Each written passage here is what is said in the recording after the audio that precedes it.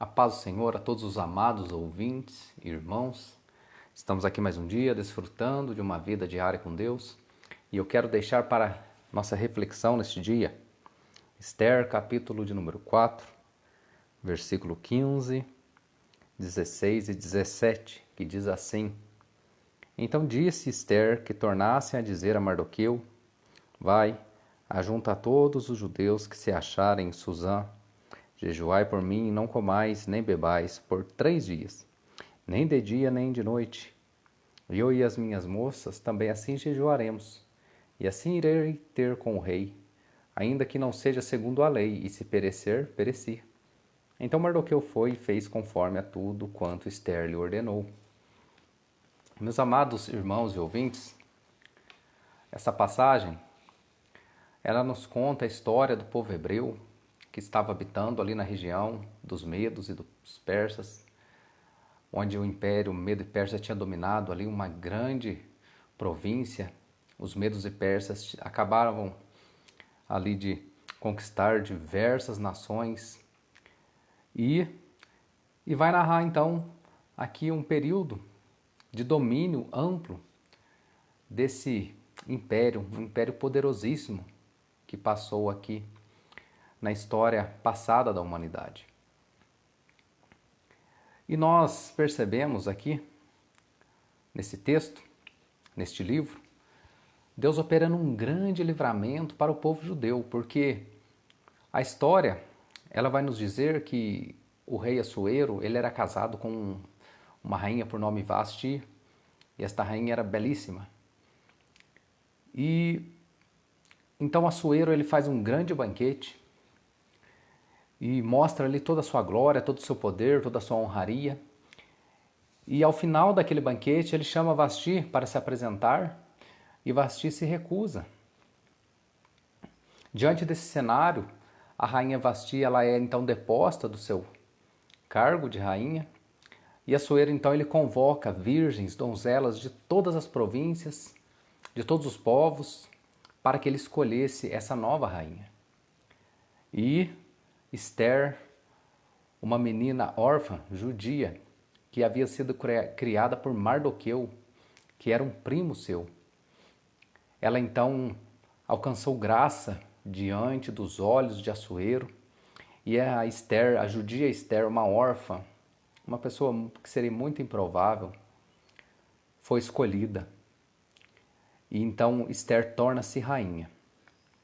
Mas a história continua e vai dizer de um certo Ramã, que foi engrandecido nesse reinado e se tornou ali como se fosse um primeiro-ministro deste reinado, um homem que tinha carta branca com o rei. E esse Amã desenvolve um ódio por Mardoqueu, porque Mardoqueu não se prostrava diante de Amã. Amã fica enfurecido com isso, mas Mardoqueu, por ser judeu, ele só se prostrava diante de Deus. Com base nisso, Amã então ele desenvolve um plano de exterminar todos os judeus em todas as províncias do reino Medo-Persa. E com a permissão do rei, então ele envia decreto para exterminar todos os judeus. Mardoqueu, ao saber disso, sendo ele da linhagem dos judeus, ele chora, ele pede a Deus misericórdia e ele vai até então a rainha Esther, porque Esther também era uma judia, pedindo que Esther intervisse diante daquela situação. E Esther, ela vai explicar para Mardoqueu que para ela não estava sendo chamada diante do rei e se apresentar diante do rei sem ser chamada, ela poderia ser morta, poderia ser executada, porque isso era contra a lei dos medos e persas. Mas olha que interessante o versículo que a gente leu. Então Esther disse que tornassem a dizer a Mardoqueu: Vai, ajunta a todos os que se acharem em Susã, jejuai por mim e não comais nem bebais por 3 dias, nem de dia nem de noite, e eu e as minhas moças também assim jejuaremos e assim irei ter com o rei, ainda que não seja segundo a lei, e se perecer, pereci. Então Mardoqueu foi e fez conforme tudo quanto Esther lhe ordenou. Então, quando Mardoqueu ele chega diante de Esther, Ele chega diante ali do eunuco de Esther, expõe a situação e ele convence Esther a então interceder pelo povo diante do rei. Esther, ela tem uma atitude muito sábia. E a Bíblia vai nos ensinar que a mulher sábia, ela edifica a casa, mas a tola ela derruba com as suas mãos. A rainha Esther, ela toma uma decisão muito sábia. A Bíblia vai dizer que há amigo que é mais chegado que o irmão. E vai dizer também que em todo tempo ama o amigo e na angústia nasce um irmão. E aqui nós vemos a importância de viver em comunidade. Hoje nós vivemos uma época em que as igrejas elas estão sendo atacadas. Diversos falsos pregadores, falsos pastores estão dizendo que você não precisa de congregar junto com uma igreja. Você pode servir a Deus na sua casa, você não precisa fazer parte de um grupo, de uma igreja, você não precisa fazer parte de uma comunidade cristã, mas isto é completamente fora do ensinamento bíblico, porque o Senhor diz, ó, quão bom e quão suave é que os irmãos vivam em união. E aqui a gente tem um exemplo claro do que a união do povo de Deus ela pode fazer. Porque a sentença para o povo judeu, a sentença era de morte, de execução, o dia já estava determinado, o dia seria o dia 13 do 12º mês do calendário da época. Então, já estava determinado a execução do povo judeu. Mas o povo se une para orar, o povo se une para buscar a face de Deus. E aí nós percebemos o quão bom e quão suave é que os irmãos vivam em união. De alguma forma Deus se agrada disso. Deus se agrada de quando o povo se reúne para viver verdadeiramente o Evangelho.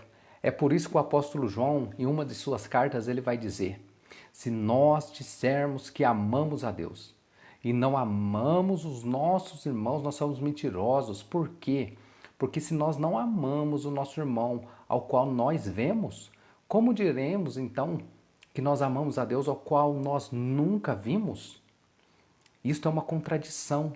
É por isso então que a união, Deus se agrada da união. Deus se agrada de um povo unido, porque esse povo unido ele é forte.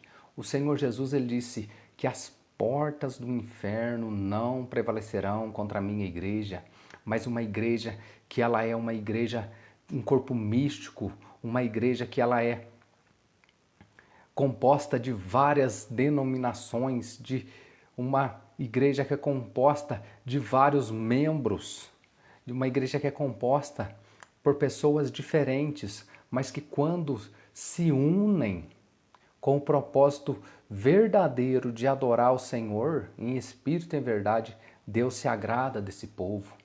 De um povo que quando ora e intercede pela nação, Deus tem o prazer em ouvir e restaurar essa nação. Porque lá em Crônicas vai dizer que se o meu povo que se chama pelo meu nome se humilhar, buscar a minha face, se converter dos seus maus caminhos, então o Senhor, Ele ouve dos céus, Ele sara a terra, Ele perdoa os pecados. Então o que falta hoje para aqueles que são cristãos verdadeiros, não para aqueles que são cristãos falsos, porque o que se tem muito hoje no Brasil é um falso evangelho, é um falso cristianismo. Pessoas que se dizem cristãos, mas são prostitutos, são adúlteros, vivem na pornografia, são desonestos, não pagam a conta, não tem nome bom na sociedade. Pessoas que são mentirosas, caluniadoras, invejosas, maldizentes, murmuradoras. Isso não é o verdadeiro cristianismo. Mas aqueles que vivem um pleno cristianismo, um verdadeiro cristianismo, aqueles que realmente tiveram um encontro com Cristo e que se unem numa igreja para orar, para buscar a presença do Senhor. O Senhor, Ele move a situação, Ele muda o cativeiro, Ele transforma vidas, Ele liberta, Ele restaura, Ele faz maravilhas no meio do povo.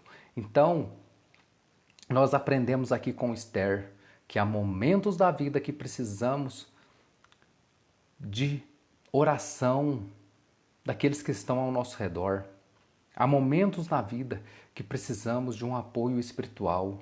Então isso, a importância da igreja bíblica, isso a importância de um povo que se reúne para buscar a face do Senhor Deus.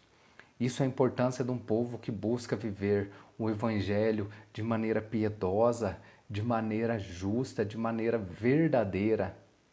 Isto é a importância, porque no momento de dificuldade, quando esse povo ora, Deus responde. Que Deus abençoe a cada um nesse dia.